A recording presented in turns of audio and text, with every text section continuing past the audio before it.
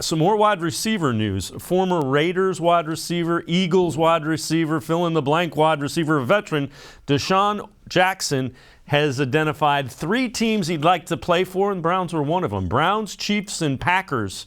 And again, all 3 of those looking for wide receivers. So Jackson is an intriguing guy, a deep threat, which you could use to stretch the field. Probably not an expensive wide receiver either.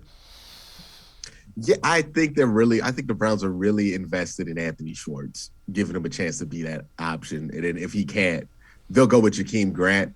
I think at this point of what DeSean Jackson is going to provide, they feel like they have 2 answers in that, right? Jakeem Grant can be a deep threat guy, can be a 4-3 guy.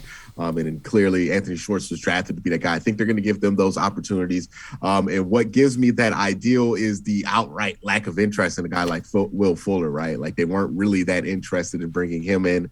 And then you look at other just signifiers, right, that they weren't really trying to bring in a burner. It tells me that they're pretty happy with Jakeem Grant and they're pretty happy with Anthony Schwartz being those 2, I want to say number 1 receivers, because they're not. Cooper's going to be number 1 receiver on this team this year, but they're going to be in that X role where they're going to go over the top on deep post a lot.